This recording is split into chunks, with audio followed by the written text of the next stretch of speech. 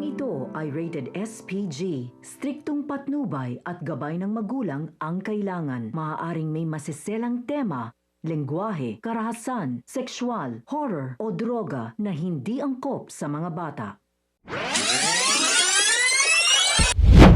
Isang mapagpalang araw mga kapamilya and welcome back. Narito ang mga dapat nating pakaabangan sa FPJ's Batang Quiapo. Pero bago ang lahat, kung bago ka pa lamang sa akin channel ay baka naman pwedeng makahingi ng isang like, share at subscribe. Naging malakas ang depensa ni Natanggol dahil sa mga tumulong sa kanila at tagumpay niya kayang maitatakas si Ponggay sa ospital matapos niyang mabalita ang may nagtangka sa buhay nito. Yan ang sabay-sabay nating pakaabangan sa dulo ng bidyong ito. Palaban na at tumatapang na itong si Martes dahil kahit anong awat sa kanya ni Mando ay wala na siyang kinatatakutan at inuurungan. Kaya naman na magkaharap sila ni Rigor ay ibinuhos niya lahat ng kanyang galit at hinanakit sa sinapit ng kanyang bunsong anak na si Santino. Sa kabilang banda, talagang walang sinasanto si Miguelito dahil maging ang mag-asawang Ben at Gina ay nadamay na at dahil din ito sa pagtatraidor ni Ben. Ngunit huli na ang lahat kaya wala nang nagawa si Natanggol kundi harapin si Miguelito. Sa dami ng kapulisan at mga tauhan ni Miguelito ay isa-isa nga silang pinabagsak ni Natanggol at Ramon. Kaya naman bulagta ang mga ito. Bagaman napuruhan si Natamos at Bulldog ay mas pinili pa rin nilang ituloy ang laban. Kaya tagumpay silang nakatakas at dumaan sa likod. Isang bagong kaibigan ang nag-alok ng tulong na sigurado silang hindi magtatraidor sa kanila. At dito nabalitaan niya na ikinulong pala itong si Ponggay at pinagtangkaan ang buhay nito. Ngunit bago ito ay pupunta siya sa lamay ni Santino.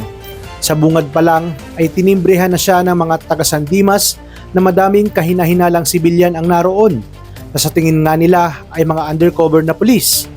Ngunit desidido pa rin si Tanggol na makita si Santino lalo pat nalaman niya rin na naroon ang kanyang nanay Tess at ang kanyang lola Tinding. Delikado umano ang sitwasyon dahil kilala niya umano ang demonyong si Rigor. Ayon sa kanya, kung pipigilan siya ni Rigor, ay kukunin niya ang mga labi ni Santino. At dito gulat na gulat si Rigor at nagtaka kung paanong nakapasok doon si Tanggol. Ito ay dahil nga sa tinulungan si Tanggol ng mga kapitbahay niya. Ang mga pulis na sibilyan ay itinali nila kaya wala ngang naging sagabal pa. Dito walang nagawa si Rigor dahil armado si Natanggol at mag-isa na lang siya. Tagumpay niyang nakuha ang labi ni Santino at huli na ang lahat nang dumating ang karagdagang tao na pinadeploy ni Rigor. Sa kanilang pagdating ay nabigyan ng maayos na libing itong si Santino at hindi na nga nagsayang pa ng oras si Tanggol at pinuntahan ang ospital kung saan naroon si Ponggay upang itakas ito. Sinabi niya sa kanyang sarili na ayaw niya nang may madamay pang isang buhay dahil sa kagagawan ng mga gerero. Patidyo manong di na ito bubuhayin pa ng mga gerero. Kaya namang kasama niya ang kanyang tropa at nagpanggap si Tanggol na pasyente sa ospital. At nang nakapasok at nakakuha ng pagkakataon ay tagumpay nga nilang naitakas itong si Ponggay. Sa ngayon ay wala nang alas ang mga gerero at gagawin ni Ponggay ang lahat para ipakalat sa lahat ang ebidensyang meron siya na tuluyang ikakabagsak ng mga gerero. Talagang kapanapanabik ang mga susunod na tagpo sa teleseryeng ito. Kaya naman tuloy-tuloy ang pagsubaybay. Maraming salamat sa inyong panonood at pagpalain tayong lahat, kapamilya.